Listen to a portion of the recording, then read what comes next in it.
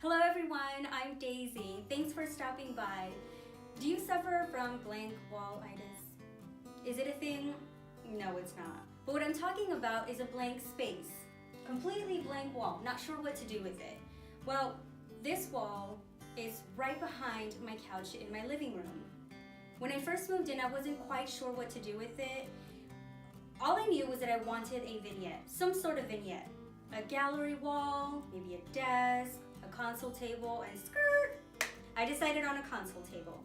And what's wonderful is that I would honestly consider this a budget-friendly console table styling video and how-to guide. You know, a little bit of tips here, a little bit of flavor there. You can learn a little bit about my style. And then you can let me know if you want me to decorate more places in my house. What do you think about that? I think it sounds quite lovely, but you let me know what you think in the comments below. Let's get started. The first thing I decided to do was search high and low for a console table. You know what I did? I took to Facebook Marketplace and to Craigslist, and let me tell you what, I found a gorgeous console table. It wasn't what I was looking for initially, it really wasn't, but at the price, I knew that I could do with it what I wanted. Now let's talk a little bit about this console table. I loved that it was all wood, and I love the darkness of the wood, and I love the contrast between my floors and this console table. The contrast in wood makes it a lot more interesting. I wasn't trying to find a very similar to what you see on my floor. I didn't want it to look like it was starting at the floor, working its way up. I needed some contrast. Very rustic looking, very masculine. Masculine in color, masculine in simplicity, and a little feminine with those legs down there. See the curve? Yes. I love masculine pieces and working in some femininity, and bam, create yourself your own style, right? I picked this guy up for $75 on Craigslist. To me, I thought it was a great price. Now, some of you might get even more lucky and find a table similar to this for much cheaper. So don't forget to check your local thrift store and your local Facebook Marketplace and Craigslist. Secondhand is always a good way to go if you're on a budget. Seriously. The next thing you're gonna do is find yourself a piece of wall decor. You can go with a mirror, or you can go with a piece of art. Framed art, a canvas art, a couple of a gallery wall art, but for the purposes of this video, I'm gonna use some existing art that I already have in my home and share with you how I will work around it.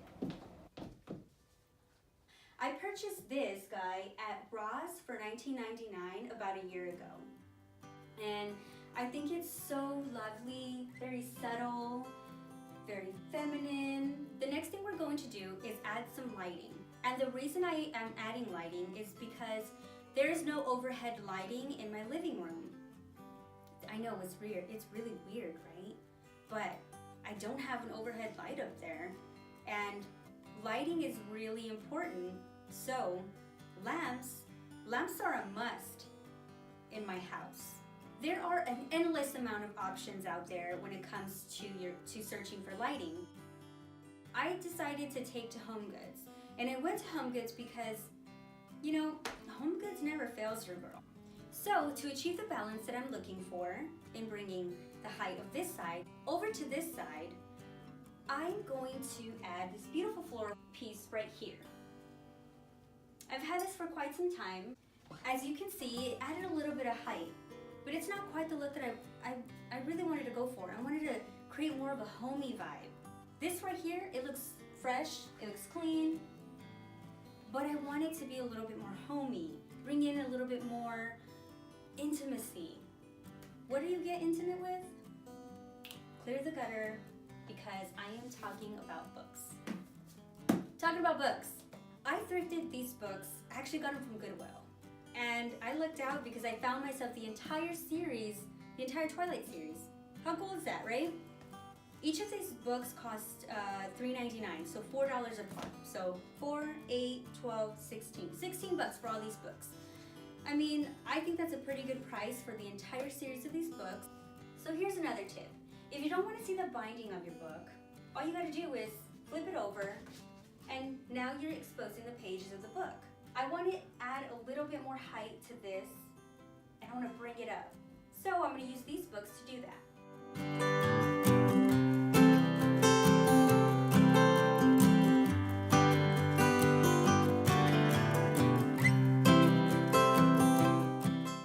So the next thing I'm going to do is add a tray. I found this tray at HomeGoods for $20, and my favorite thing about it are these beautiful acrylic and brass toned handles. The next thing I loved about it is the texture of this fabric that this tray is upholstered in. It's like this snake skin, faux snake skin style. It's really, really quite beautiful. So I'm going to center it between the lamp and the books. So now I want to start incorporating a little bit of my personality. And how I'm going to do that is add some things that I like, that I love, that are part me, and things that I'm interested in. And I'm doing that by adding these books. But they're not just any books. They are Marilyn Monroe books. Well, the first two are anyway. This was a gift from my sister that I read this thing a couple times. It's just like pictures and a few bio things, like stories on Marilyn Monroe. I am a huge Marilyn Monroe fan, by the way. And the other book I have was given to me as a gift, The Films of Marilyn Monroe. And this is her right here. It's etched in some gold, brass. And the binding is beautiful as well. And I chose this book just because of its size, to be completely honest with you. So now I need a sculptural piece, something to add a little bit more femininity. Because I have all these strong, harsh corners, and I need something a little more round, something a little bit more, light and airy. And I don't know why I did that, but that's the kind of vibe I wanted to add into this back here. So I found this beautiful sculptural piece of this woman doing a yoga stand. I don't know what the name of the yoga stands. I don't even do yoga, but this gave me a very peaceful, serenity type of vibe, and I thought it was absolutely gorgeous. And plus, it made me miss my long hair with this cute little bun she has back here. So I'm gonna add this sculpture piece right to the top of these books. Had I not added the books down to the bottom, she would have sunk right down. You wouldn't have even seen her feet. So that's why I wanted to add books. I know that we just added a little bit more personality, but I wanted to add something personal. I decided to go with this beautiful frame of my kids. It does have the stand back here so that I can actually stand it up. And I'm just gonna add this right in front of this chick doing yoga. Now we need something with a little bit more age to it. It's looking a little quite brand new, and I wanted to incorporate something old, something that that has a story behind it. I found these two pieces at a thrift store several months ago. And I know that it's a totally random piece to add, but this is what makes it personal. This is what I'm talking about.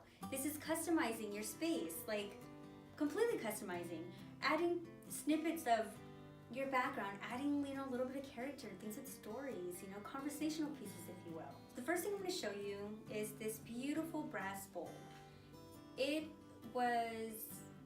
I paid $2 for this, and I'm not quite sure what the story was behind it. May have been an ashtray, may have been a little jewelry bowl. I'm not really sure.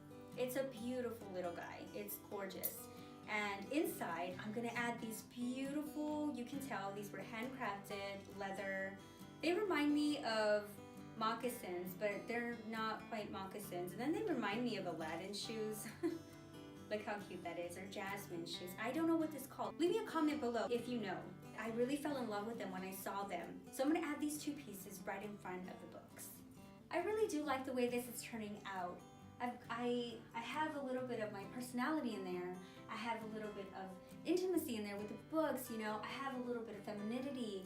I have this super beautiful, sleek and modern, gorgeous specimen of a lamp, and then I have the rustic look of this table, and all of it's combining and telling this really cool story but I wanted to add a little bit, like one more little piece of wood tone to the top surface. I have this beautiful hand-carved rhino, and the sticker on the bottom says it was hand-carved made in Kenya, which is really cool. I thrifted this little guy, and I don't really remember how much he was, but I had to take him home. I thought it was so cute. I'm just gonna put it right here. I can decide to stop right here, but I have a second surface below. You don't need to fill that in, but I really have a lot of things that I've collected over the years, and things that I've purchased, things that were gifted to me. There's a few things that I still have from my childhood, like this thing right here. This box it's actually cardboard, it's not wooden. I don't know if you can tell that or not. It's quite scuffed up right here. My dad gave this to me when I was a kid. It's a jewelry box. I don't know if I can open it. There it is. Okay, I haven't looked in here in a very long time. I don't really remember. There you go. I swear, I actually used to use this as a little jewelry holder with all of my my costume jewelry. I didn't have a lot, but whatever I did was neatly stored and organized in this little container. It has, wow.